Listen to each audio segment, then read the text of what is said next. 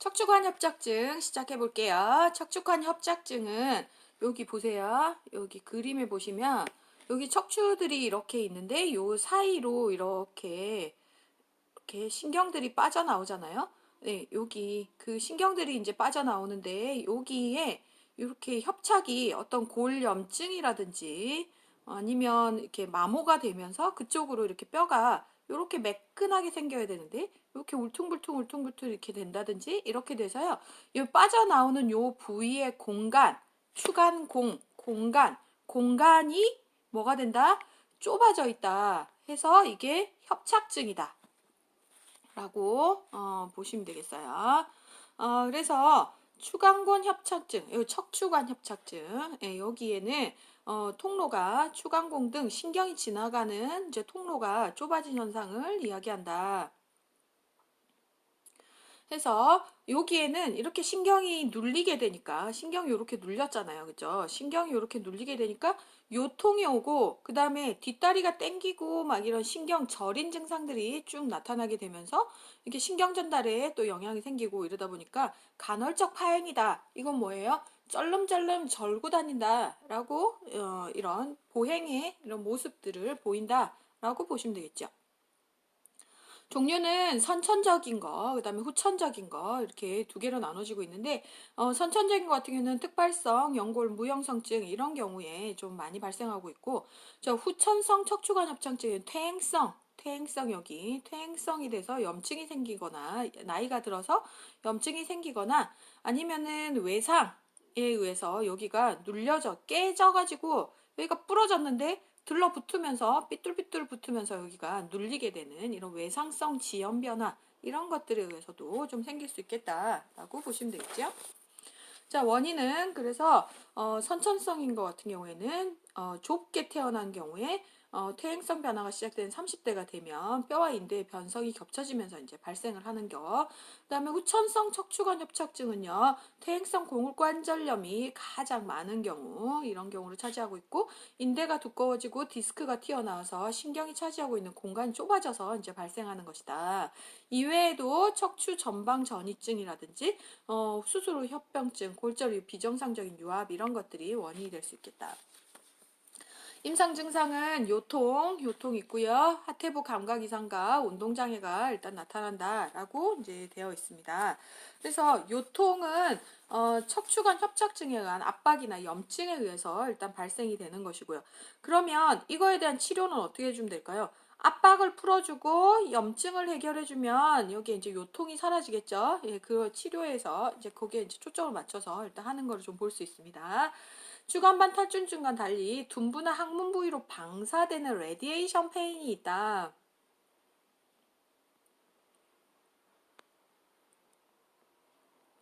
방사통이 있고요. 그 다음에 방사통이 있고 또 무슨 증상? 저린다. 지릿지릿하다. 이런 표현들을 좀 많이 하게 되죠. 그래서 통증을 우리가 조사를 할 때 뭘로 했어요? PQRST로 했죠. 그죠? 예. 그래서 여기 통증의 사정을 할 때, 요때,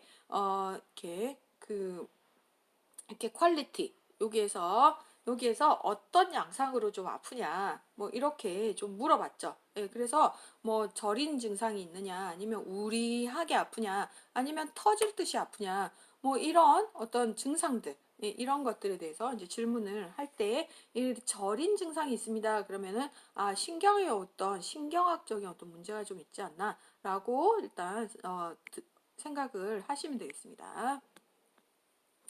PQRST 통증 관련해가지고 다시 한번 이번 참에 조금 모르시는 분들은 다시 한번 정리를 해봐 주시기 바랍니다. 자, 그래서 보행 시 하지를 조이는 듯한 신경인성 간헐적 파행증 때문에 걷기가 힘들어서 쉬었다가 걸어야 되고요. 그리고 다리가 아플 때 허리를 앞으로 구부리거나 앉으면 증상이 호전된다. 이건 뭐예요? 추간공의 간격이 넓어지면서 신경이 눌리는 게 조금 덜해지기 때문에 그래서 통증이 좀 덜해지는 거예요. 자, 그리고 하태부 감각 이상과 운동 장애가 일단 나타나는데 추간판 탈출이 동반될 때 증상이 악화돼서 나타나는 것을 좀 볼 수 있겠다. 증상 진단은 이제 내릴 때는 이거에 이제 병력 청취를 하시고 방사선 검사 하시잖아요. 그러면 정확하게는 보이진 않지만 이렇게 신경의 모양은 보이진 않지만 여기 이렇게 삐뚤삐뚤 이렇게 올라와 있는 이런 것들은 다 볼 수 있고, 그 다음에 어디가 부러져서 이렇게 내려앉은 거, 이런 모양들, 척추가 이렇게 예쁘게 이렇게 생겨 있어야 되는데 이렇게 부러져 있는 것들, 이렇게 길어 나오는 뼈들, 이런 것들을 다 확인하실 수가 있고요. 그다음에 이런 것들, 전후방 감소되어 있는 것들, 여기 다 감소되어 있잖아, 그치? 이런 것들 감소되어 있는 것들. 그래서 여기 위에 여기가 요 정도 간격이 이렇게 되는데 이게 이런 식으로 이렇게 돼 있으면서 여기가 되게 감소되어 있는 것들, 디스크가 뭔가 문제가 생겼다는 걸 좀 알 수 있죠? 그래서 척추에 이렇게 모양이 틀어져 있거나 이런 것들을 좀 볼 수가 있겠지요. 자, 그리고 이제 척수강 조영술 하면 여기 척수강 내에 뭘 했어요? 조영제를 넣어가지고 검사를 했죠. 그러면은 이렇게 길어 나온 부분들에 대해서는 이렇게 척수강이 이렇게 흘러가는 게 조금 좁아져 있는 것들을 좀 확인하실 수가 있죠. 요즘 이런 거 좀 잘 안 찍는다 그랬죠. 왜? MRI가 워낙 요즘 해상도가 좋습니다. 그래서 이거를 찍으면 연부 조직의 해부학적 형태뿐만 아니라 추간판, 골수의 형태학적, 병리학적 변화까지 다 눈에 보이는 듯이 이렇게 요즘 해상도가 아주 좋아서 MRI 찍으면 웬만하면 다 나옵니다. 그래서 이런 조영술 같은 경우는 요즘 거의 안 하고 있어요. 자, CT 같은 거 찍으면 보통 외상이 있을 때 이제 CT를 좀 많이 찍게 되잖아요. 그래서 찍었을 때 이런 뼈 부러진 거, 뭐 유합돼서 이렇게 어떻게 모양이 변형된 거, 이런 것들 다 아실 수가 있는데 대부분 이 척추에 문제가 있는 경우에는 MR을 거의 다 찍는 걸로 일단 보시면 되겠어요. 자, 처음부터 이렇게 막 수술을 하거나 그러진 않죠. 일단은 1차적으로 보전적 치료를 해서요. 운동하고 물리치료하고 보조기도 사용해보고 뭐 이렇게 하시죠. 그리고 항우울제 나와 있는데요. 자, 허리가 한 번 아프면 뭐 그냥 그런데 지속적으로 계속 아프고 계속 문제가 있다. 그러면 허리 안 아파 보셨죠, 여러분들? 허리 아픈 사람들은요, 정말 우울증이 막 올 수밖에 없어요. 좀 걸어 다녀도 허리 아프고, 뭘 해도 허리 아프고, 공부를 하려고 해도 허리 아프고, 누워서 해야 되고, 허리만 아프나? 척추 질환이 허리만 있는 거 아니죠. 목도 있잖아. 경추 여기. 그래서 경추에 오게 되면 머리가 이렇게 목이 너무 아프고 팔도 저리고 계속 이렇게 계속 반복적으로 되다 보면 짜증이 날 수밖에 없고 우울증이 올 수밖에 없어요. 그래서 필요한 경우에는 항우울제 치료까지도 진행을 해보시는 거는 진행을 같이 하고 있습니다. 자, 그리고 일상 활동에 이제 변화를 주시는데 일단 뭐 이렇게 허리를 많이 무리를 한다거나 목 쪽에 무리를 많이 주게 되는 이런 것들을 좀 많이 좀 지양을 하는 그런 이제 생활 활동의 변형 뭐 이런 것들도 좀 주시고 운동도 계속 해주시고 이런 거 하셔야 되고요. 그다음에 유발점 주사다 해가지고 이거는 트리거 포인트 인젝션이다 이렇게 해가지고 유발 트리거 방아쇠를 당기는 이런 거잖아요. 그래서 여기에 트리거 포인트에 인젝션을 하는데요. 보통 그 마취제, 리도케인 같은 거, 이런 마취제랑 셀라인이랑 식염수랑 좀 섞는데 이게 이제 비법이에요, 비법. 예. 그래서 이제 선생님들마다 조금 이제 섞는 게 좀 달라. 그래서 이런 거를 섞어가지고 10cc 주사기에다가 이렇게 해서요. 여기에 나가는 부위들 있잖아요. 여기에 이렇게 여러분들도 지금 한번 이렇게 만져보시겠어요? 이렇게 목이 이렇게 있으면 이렇게 손이 이렇게 있죠? 그러면 여기 요 부위에 이렇게 만지다 보면요. 어느 부위가 이렇게 딱 이렇게 아픈 부위가 있어요, 여기가. 이 왜냐면 여기가 이렇게 근육이 계속 뭉치고 여기가 계속 아프다 보니까 계속 근육이 뭉치고 막 이러다 보니까 여기에 근막이 되게 찔겨져 있는 부분이 생기거든요. 한 부분이 있는데 대부분 막 주무를 때 막 이렇게 팔을 막 이렇게 주무르는 것보다는 요 트리거 포인트를요. 이렇게 자극을 계속 하다 보면 근육이 슥 풀리는 걸 좀 알 수 있습니다. 그래서 안마 잘하는 사람들 보면 이렇게 경락 마사지 한다 그러잖아요. 이렇게 막 거기를 풀어주면 되거든요. 그래서 다이소에 가면 이런 짝대기 팝니다. 네, 보신 적 있으시죠? 네, 이런 짝대기를 가지고 여기에 계속 자극을 줘서 푼다거나 아니면은 테니스공 같은 거 몰랑하면서 단단한 테니스공을 이용해서 허리 부위나 여기 목 쪽을 누워서 이렇게 풀어주는 그런 것들도 하고요. 아니면 벽 쪽에다가 놓고 허리를 이렇게 놓고 허리나 목을 대고요. 이렇게 풀어주시는 그런 것들도 하시는 게 이제 유발점 병원에서 주사를 놓으면 주사고요. 운동을 하게 되면 이제 유발점에 대한 이제 풀어주는 그런 것들, 운동을 이제 하게 되는 거고, 경막외 스테로이드 주사다 이렇게 되면 여러분들 이렇게 지나가다 보면요. 허리 수술하지 않고 치료합니다라고 하는 거를 많이 좀 보실 수 있었을 텐데, 그게 이거거든요. 그래서 경막외 스테로이드 주사다 이렇게 되면요. 이렇게 우리가 초음파, 그러니까 아니 방사선을 이렇게 이용을 해가지고, 방사선은 한 번 찍으면 한 컷이잖아요. 근데 이거를 틱틱틱틱틱틱 이렇게 찍으면 연속으로 이렇게 찍게 되면 이게 동영상처럼 이렇게 보여요. 그쵸? 그래서 이게 플로로스코프라고 해서요. 이렇게 우리가 시암이라고 해서 이런 기계들 있죠. 왜 병원 그 저기 어디냐, 수술장 같은 데 가면 이렇게 방사선 선생님이 요거를 끌고 이렇게 오시잖아요. 방사선 선생님이 팔이 세 개일 리가 없는데. 방사선 선생님이 이렇게 요거를 이렇게 갖고 오시잖아요. 기계를. 그쵸? 그렇게 해가지고 환자를 여기다 놓고 찍게 되죠. 근데 여기에 이제 한 장만 팍 찍고 이제 확인을 하는 경우가 있고요. 여기에 이제 스틱 같은 걸 가지고 띡띡띡띡띡띡 찍으면 이게 연사라가 보여요. 그러면 여기에 그 부위에 이렇게 찾아 들어가는 거예요. 주사를. 그렇게 이제 찾아 들어가서 거기에다가 주사를 놓는데, 스테로이드랑 약간의 마취제, 그 다음에 여기에 이제 식염수, 이것도 이제 맛집 레시피처럼 여기도 적당량이 있습니다. 그래서 여기 척추에다가 여기에 문제가 일어나서 여기 염증이 생겨 있는 부위에 요 기계를 이용해서 이제 보면서, 밖에서 이렇게 화면을 이렇게 텔레비전에서 이렇게 보면서, 화면에서 보면서 이렇게 이제 바늘을 이렇게 삽입을 해요. 그런 다음에 여기에다가 주사를 이렇게 띡 주잖아요. 그러면 스테로이드는 염증을 가라앉히는 거, 마취제는 근육을 좀 풀어주는 효과, 예, 그렇게 해가지고 거기다 약을 이렇게 주면요. 여기에 염증이 좀 가라앉으면 부종이 가라앉죠. 그러니까 염증이 생기면서 부종이 생기면서 신경이 이렇게 문제가 생긴 거잖아요. 그러면서 이제 신경에 이렇게 주변 조직과 신경에 이렇게 부종이 생기면서 문제가 생긴 거니까, 여기에 이제 주사를 주게 되면 이게 가라앉으면서 괜찮아집니다. 그래서 많이 괜찮은 사람들은 한 1년 정도 주사를 좀 안 한 1년 정도 효과가 있다 이렇게 얘기를 하더라고요. 그리고 좀 심한 사람들은 몇 개월 있으면, 몇 개월, 몇 주 이렇게 있으면 계속 이 주사를 계속 맞으러 옵니다. 근데 이거 주사를 계속 맞아도요. 사실 여기 디스크 자체, 뼈 자체가 문제가 있거나 디스크가 심한 경우에는 해결이 안 되겠죠. 그쵸? 그런 경우에는 그냥 수술을 하실 수밖에 없어요. 그래서 그런 경우 이제 수술로 이제 넘어가게 되는 거고. 자, 도수 치료라 해서요.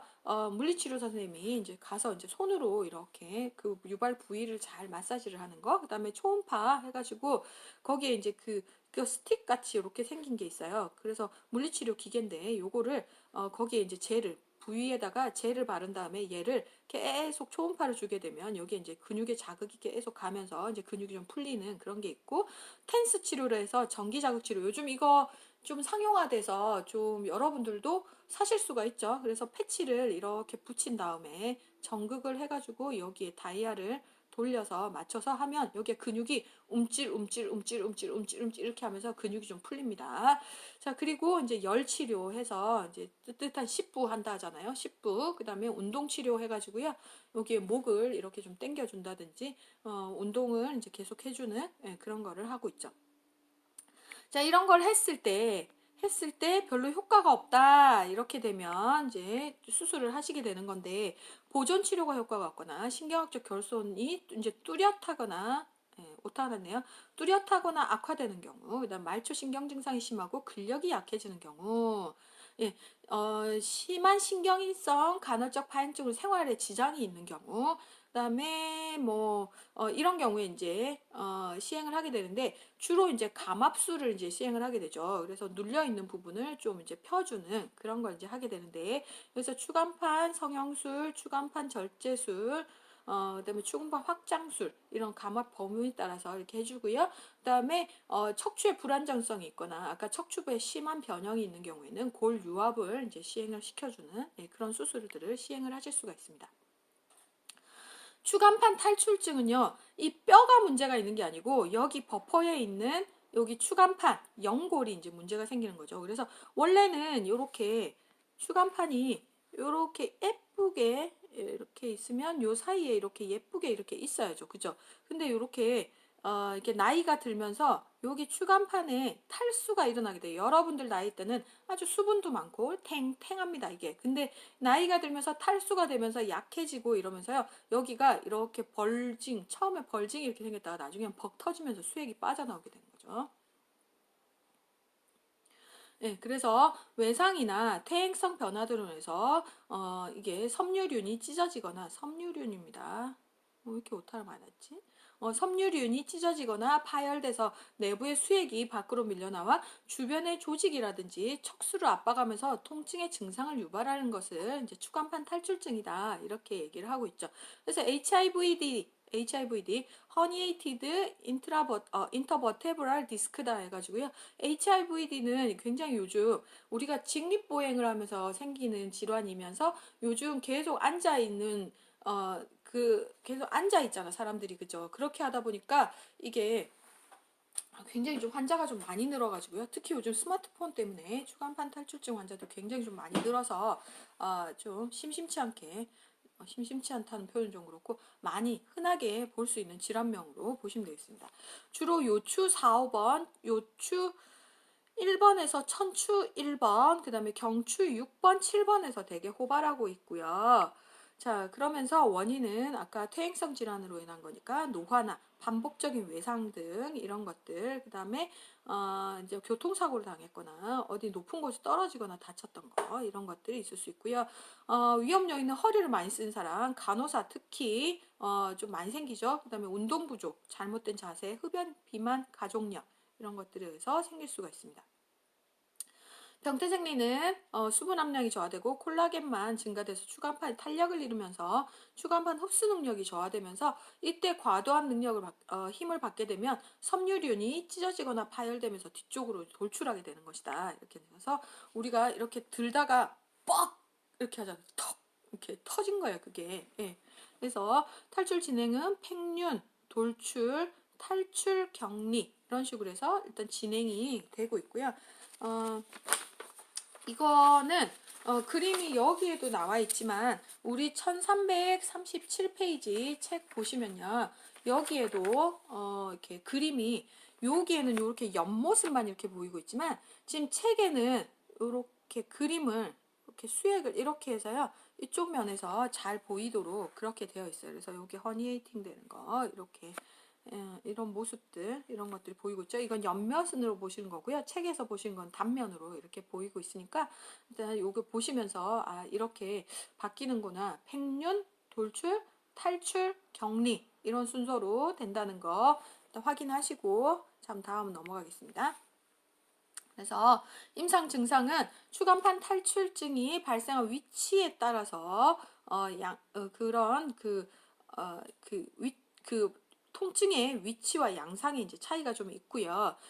경추간판 탈출이 있다면 여기에 목 부위나 견갑골 안쪽 부위에 깊게 느껴지는 통증이 있으면서 어깨나 팔, 상완부, 손가락, 손 이쪽 가슴으로 뻗치는 듯한 방사통이 전기에 감전된 듯이 이렇게 있으면서 기침하거나 웃을 때, 복압이 높아질 때, 목을 굽히거나 한쪽으로 돌릴 때 통증이 좀 심해지고 경부 근육의 경련성 수축, 팔 근력의 약화 이런 것들이 이제 좀 생길 수 있다. 그래서 우리가 요즘 거북목이라든지 여러분들 스마트폰 많이 쓰기 때문에 이런 증상들이 굉장히 좀 많이 생길 수 있어요. 그래서 이런 증상들은 항상 본인이 자가 검진을 계속 하시면서 이렇게 생기기 전에 많이 이렇게 좀 운동을 하시고 관리를 잘 해주시면서 생기지 않도록 하는 게 최선입니다. 이거는 그래서 많이 운동도 좀 많이 하시고 하셔야 되겠습니다. 추간판 탈출증은 다리가 찌릿찌릿하고 통증이 아래쪽으로 뻗쳐나가는데 여기에 증상을 위치에 따라 좀 달라진다 그랬잖아요. 그래서 L1, L2, L3, L4, L4, 5 이렇게 돼서 요 위치에 따라서 방사의 위치가 좀 많이 달라져요. 그래서 여기에 요 정도 되면 어느 쪽으로 지금 허리 쪽으로 문제가 생겼구나. 사진을 찍지 않아도 우리가 알 수 있을 정도로 일단 보이고 있습니다. 그리고 하지마비와 보행장애가 일단 나타난다. 진단은 검사하는데 이제 시험에 나오기 때문에 제가 이제 빨간색으로 했는데 하지 여기가 이게 하지 검사고요. 이게 이제 상지 검사거든요. 그래서 여기가 이제 하지 검사, 하지 직거상 검사, 스트레이트 레그 레이징 테스트라고 해서요. 무릎을 펴서 편 상태로 여기 다리도 이렇게 발도 직각으로 한 상태에서 얘를 들어 올리잖아요. 허리가 안 좋은 만큼 다리가 안 들어 올려져요. 네. 그래서 여기 무릎을 편 상태에서 여기 발도 이렇게 딱 직각으로 해갖고 한 상태에서 들어 올렸을 때 통증 발생 여부를 확인하는 검사고 정상인의 경우에는 70도 이상 이렇게 올라가야 되죠. 여기 각도 70도 이상 올라가야 되는데요. 이게 좀 허리가 안 좋을수록 여기 다리를 올릴 수가 없어요. 그래서 허리가 안 좋을수록 각도에 제한이 있다. 자, 이제 그 목적으로 보시면 이제 스펄링 검사라고 해서요. 추간공 압박 검사가 있어요. 그래서 이쪽 환자분의 이제 경추를 신전을 해가지고요. 이쪽 그 안 좋은 쪽 있잖아요. 여기 이렇게 환측으로 이렇게 우리가 이렇게 있으면 만약에 이쪽으로 이렇게 길어 나온 게 이게 오른쪽으로 이렇게 되어 있다. 이렇게 됐으면 여기 신전을 이렇게 시켜가지고 오른쪽으로 이렇게 딱 이렇게 목을 확 굽혀버리잖아요. 그러면은 이쪽으로 방사통이 이렇게 오는 거를 좀 볼 수 있는 게 이제 스펄링 검사에서 여기 압박 검사를 했으니까 어떻게 돼요? 신경이 이렇게 나가다가 여기 콱 눌리면서 찌리리리 이렇게 증상이 오는 거잖아요. 이게 스펄링 검사. 어깨 외전 호전 검사라고 해서요. 이거는 이렇게 여기 이제 눌려 있는 걸 좀 펴주면 있잖아요. 펴주면 여기가 통증이 감소합니다. 그래서 이거는 경부 외전 검사라고도 하고 있어요.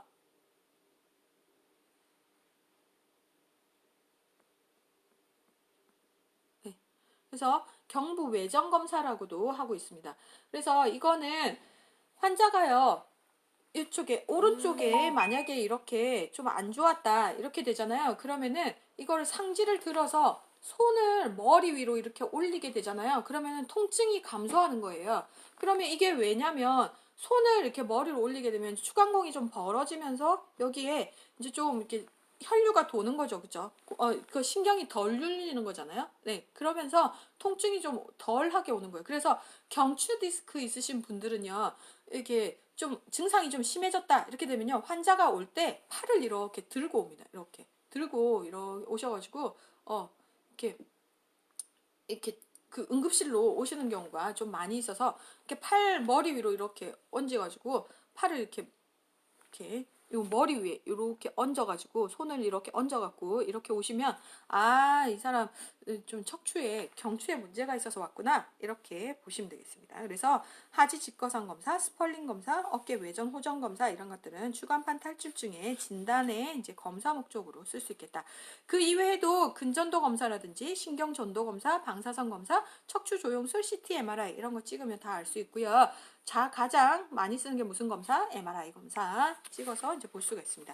치료는 초기에는 비수술적 요법, 아까 우리가 척추관 협착증처럼 비수술적 요법으로 해가지고요 이렇게 치료를 계속 해봅니다. 예, 이렇게 해보다가 결국 대부분의 환자들은 한 8, 90% 환자가 2개월 내에 호전을 좀 보이지만 이게 그 나머지 한 10%에서 20% 환자들은 결국은 이제 수술을 이제 가는 쪽으로 이제 진행을 가셔야 되는 부분이죠. 자, 그래서 환자는 침상 안정 해주셔가지고요.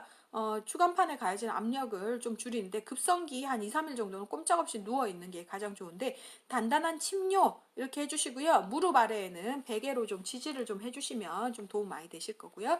고관절과 슬관절을 좀 굴곡시켜서 좌골신경을 좀 이완시켜 주시고 자, 약물요법으로 엔세이드, 근육 이완제, 때로는 이제 마약성 진통제까지도 이제 진짜 허리가 정말 한번 뻑 가보신 분은 알겠지만 일어나지도 못하고요. 앉지도 못하고 일어나지도 못하고 거의 이렇게 좀 거의 전 정말 힘들어 보이는 게 보이시죠? 그런 경우에는요. 진짜 심한 경우 마약성 진통제 주셔야지 해결 보세요. 엔세이드 나부랭이로는 이게 해결이 안 되세요. 근데 이제 좀 어느 정도 이제 좀 경과가 급성기가 좀 지나고 조금 그래도 통증이 좀 남아있다 그러면은 트리돌이라든지 이런 엔세이드들 좀 사용해 주시면 되고요. 근육 이완제 해서 뭉친 게 좀 풀리면서 좀 통증이 좀 나아질 수도 있습니다. 환자에 따라서 스테로이드 추가로 좀 사용할 수 있고요. 추간판 부위에 스테로이드계 약물 주사 해주면 아까 보셨듯이 이제 추간판 주위에 부종이 감소되면서 염증도 좀 가라앉으면서 환자가 좀 많이 나아질 수 있죠. 물리치료 이제 하시는데 급성기가 지난 다음에는 초음파, 고주파 치료, 온찜질 뭐 이런 것들 해주시고 냉찜질, 온찜질 해주시고 자 그리고 이제 그 얼음찜질을 1시간에 20에서 25분 저 간격을 두고 시행을 하시는데 하루 한 3번 정도 이제 시행을 하시는 걸로 이제 되어 있지만 이건 이제 좀 약간 좀 초창기 급성기에 이제 얼음찜질을 하시는데요. 이후에 이제 24시간 정도 지나고 나면 이제 온찜질을 좀 하시면서 좀 이제 좀 서큘레이션을 좀 도와주시면서 이제 환자를 좀 케어를 해주시면 되겠고, 자 화학적 수액 이게 다 견인 치료. 그렇죠? 견인 치료 이렇게 당기는데요. 사실 이거 저기 우리 택지에 보셔도 뭐 견인 치료합니다 뭐 이렇게만 나와 있잖아요. 사실 이거 너무 일시적인 거라서 잠깐 당겨주고 좀 편안해지고 이렇게 되면서 좀 하지만 이게 뭐 이게 치료는 아니에요. 좀 증상을 좀 경감시켜주는 그런 거지. 그래서 이런 이제 견인 치료가 좀 도움이 될 수 있기 때문에 이런 치료들을 좀 시행을 하시고 화학적 수액 용해술이라고 해서요. 여기에 그 단백 분해 효소를 이제 넣어가지고 수액을 용해시키면서 튀어나온 거를 이제 좀 없애주는 예, 그런 걸 이제 시행을 하시는 거고 경피적 레이저 추간판 감술이라고 해서요. 여기에 그 추간판 탈출 부위에 이제 수액을 제거를 이제 하는 비수술적 방법이에요. 그래서 레이저를 넣어가지고 그쪽을 이제 태워버리는, 그래서 이제 수액을 제거하는 그런 식으로 하는 거를 이제 요즘 또 많이 쓰고 있죠. 이것도 이제 시술하고 이제 24시간 안정한 다음에 이제 퇴원을 하시고 일주일 후에 이제 일상생활에 이제 복귀할 수 있겠다. 보시고 왜 안 넘어갈까요? 어머나. 그래서 이제 수술을 이제 결국은 10에서 20% 정도 이제 수술을 하시게 되잖아요. 그래서 수술은 여러 가지 이런 방법들을 다 시도를 했는데 별로 효과가 없다. 그리고 서 있거나 걷는 등의 정상적인 활동이 좀 어렵다. 신경 손상으로 인해서 배뇨 기능이나 배변 기능에 이상이 있거나 마비 증상이나 감각 이상 등의 이제 신경학적 이상 증상을 이 보이는데 그게 점점 더 심해지는 경우 이런 경우는 이제 시행을 하시게 되는데 추간판 절제술을 이제 시행을 하거나 이제 척추 후궁절제술을 이제 시행을 라미넥토미를 좀 많이 하죠. 그래서 요 뒤쪽 부분에 이렇게 스피너스가 이렇게 있으면 여기를 이렇게 팍 빼주는 거예요. 떼주면 여기에 이렇게 눌렸던 이렇게 압력이 이렇게 있어갖고 눌렸던 게 얘를 제거해 줌으로써 이렇게 좀 풀리면서 여기가 좀 부종이 좀 감소되는 건 좀 볼 수 있죠. 그래서 그래서 이제 수술을 하고 왔어. 그러면은 이제 수술을 하고 왔잖아요. 그러면은 척추 그 외상 환자하고 똑같이 치료를 하시면 된다고 보시면 되겠습니다. 자, 그 전에 이제 수술 전 간호를 보시면 신경학적 기초 자료 조사를 해야죠. 그래서 이 환자가 수술 전에 어땠는지를 잘 기록을 해 놓으셔야지만 수술 갔다 와서 증상이 좋아졌는지 아니면 새로 생긴 어떤 이상이 있는지를 이제 확인을 하셔야 되는 거잖아요. 그래서 그런 것들에 대한 상태 비교를 하기 위한 신경학적 기초자료 조사. 그래서 다리가 어디만큼 어느 부위를 어떻게 당겼고 뭐 이런 서큘레이션이라든지 뭐 이런 것들 운동력이라든지 이런 것들을 기초조사를 다 해놓은 상태로 잘 기록을 해놓으시고 자 수술 전에 교육해야 되는 부분들이 있어요. 이 환자는 갔다 와서 누워서 식사를 해야 되고 세면을 해야 되고 이런 활동들을 누워서 한 2, 3일 정도 그러니까 한 길면 한 2, 3일 요 정도까지 이제 그 수술 정도에 따라 좀 달라지는데 그 기간까지 그 똑바로 누워서 생활을 해야 하기 때문에 그런 것들에 대한 교육을 수술 전에 미리 시행을 잘 해주셔야 되겠고 그리고 움직일 때는 통나무 굴리기 이런 것들에 대한를 이용해서 이제 체위 변경을 하시도록 해야겠습니다. 수술 후에는요, 수술 범위에 따라 좀 다르게, 수술 그 범위와 종류에 따라 다르지만, 필요한 기간만큼 침상 안정을 하시는데, 여기에서 이제 호흡 관리, 계속 누워있기 때문에 호흡 관리가 중요하고요. 특히 경추 수술을 했잖아요. 그러면 척수에 부종이 있기 때문에 호흡 마비 증상이 올 수가 있습니다. 그래서 그런 호흡 관련한 것들 잘 보셔야 되고요. 특히 요 수술은 등 쪽으로 하는 수술이잖아요. 그러니까 똑바로 누워 있기 때문에 출혈이 된 게 눈앞에서 보이지 않고 뒤쪽으로 이렇게 나오기 때문에 뒤쪽에 출혈이 있는지를 꼭 환자를 들쳐서 밑으로 꼭 확인을 해 주셔야 되겠습니다. 그리고 여기 수술도 그렇지만 그쪽으로 왜 스테로이드 주사요법 할 때도 마찬가지예요. 방사선으로 이제 잘 보면서 가면서 했잖아요. 허리 쪽 같은 경우에는 금식이 필요하지 않아요. 근데 이 목 쪽으로 했을 때는 이쪽으로 했을 때는 그 호흡에 문제가 생기면 결국은 막 인투베이션을 하고 막 이런 상황이 되면 환자가 이제 뭐 토할 수도 있고 말이잖아요. 그래서 요거는 꼭 시술을 할 때 금식을 하고 오셔라. 시술할 때도 금식을 하고 오셔라. 이렇게 얘기를 하거든요. 그게 뭐 때문에 이 척수 부종으로 는 호흡 마비 증상이 있을 수 있기 때문에 그런 거죠.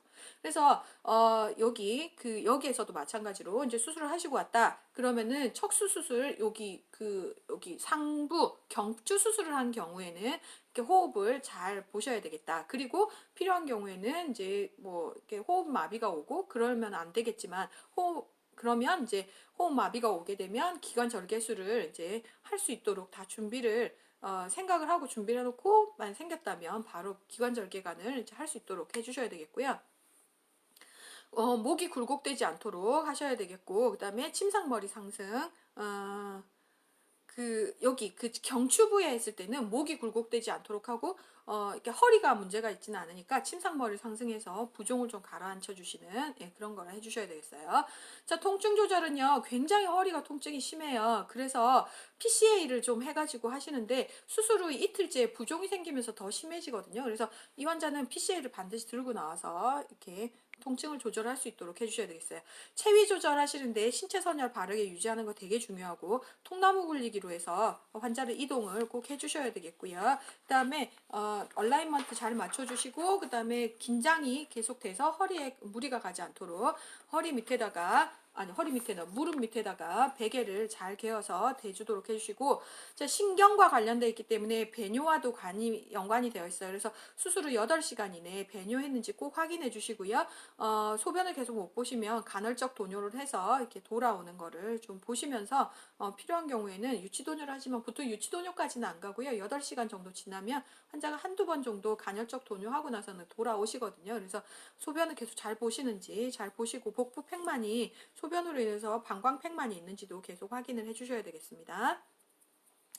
자, 그 출혈과 감염도 이렇게 생길 수 있기 때문에 특히 이쪽 뒤쪽으로 건드렸기 때문에 뇌척수과도 연관이 좀 될 수 있죠. 그래서 그쪽 뇌척수에 노출이 되는 거 잘 보시고 그다음에 출혈 여부도 잘 보시는데 허리나 목쪽 뒤쪽 부분에 있기 때문에 등 쪽까지도 잘 확인을 해주셔야 되겠습니다. 운동은요, 척추 수술하고 난 다음에 4에서 6주간 이제 앉는 걸 좀 자제해라. 그래서 운전하는 것도 좀 자제하는 것으로 일단 되어 있고요. 환자가 척추 수술을 하고 난 다음에는 침상에 걸터 앉아 있지 마라 하는데요. 환자가 앉아 있지도 않아요. 왜냐면 아파가지고 대부분 서 있거나 보통 이렇게 누워 있거나 둘 중에 하나만 합니다. 그래서 앉아 있지 않으려고 하고 보통 왜 방바닥에 앉았다가 일어나는 거 이런 것도 되게 힘들어 하거든요. 그래서 우리가 고깃집 가서 바닥에 앉아가지고 이렇게 고기 먹고 막 이러는데 허리 안 좋은 사람이 있다. 그러면은 배려 차원에서 의자가 있는 집을 섭외를 잘 해주셔야 되겠습니다. 보조기나 콜셋은 침상에 누워서 착용하고 일어나야 되고요. 초기 한동안은 누워서도 이제 착용을 이제 하셔야 되겠다. 그리고 보시고 수술 후 한 6주에서 8주 정도를 이제 복대를 이제 착용을 하시게 되는데 복대를 착용했다는 건 뭐예요? 근력이 좀 약해질 수도 있어요. 그렇기 때문에 근력이 약해지지 않도록 운동을 그에 맞도록 진행을 잘 해주셔야 되겠습니다. 자, 예방 보시는데 이렇게 막 비틀어서 이렇게 무리가 가는 이런 것도 좀 피하도록 해주셔야 되겠고요. 경추 쪽은 높은 베개를 베지 않도록 이렇게 하는 거. 그다음에 몸을 이렇게 장시간 고정하는 이렇게 앞으로 내밀고 고정하는 거 이런 거 하지 않도록 하고요. 장시간 서 있을 때는 한쪽 무릎을 구부리고 발판을 올리고 이제 서 있는 거 이런 것들이 되게 도움 많이 된다고 하고 이렇게 허리 안 좋으신 분들은 짝다리하고 서 있는 게 되게 도움 많이 된다고 하니까 참고하시고요. 근력 강화를 위해서 걷기라든지 수영 이런 것들 해주시고 그다음에 복근 강화 운동 이런 것들 허리에 추간 여기 허리에 무리가 가지 않은 정도로 해서 운동을 잘 해주시면 좋겠습니다. 자, 허리를 굽히지 않고 대퇴 근육 이용해서 물건 들어 올리는 거 해주셔야 되겠고, 무거운 물건은 당기지 않고요. 밀거나 굴리는 게 오히려 허리에 좀 덜 무리가 간다고 하고, 체중 조절 잘 해주셔서, 표준 체중을 잘 유지하셔서 무리가 가지 않도록 잘 해주셔야 되겠습니다. 자, 여기까지 하고요. 허리 다 보셨고, 여기까지 해서 대망의 신경계 이제 수업은 다 끝났고요. 다음은, 이제 감각계로 해서 눈 부분 공부를 하시도록 하겠습니다. 잠깐 쉬었다가 또 시작하도록 할게요. 수고하셨습니다.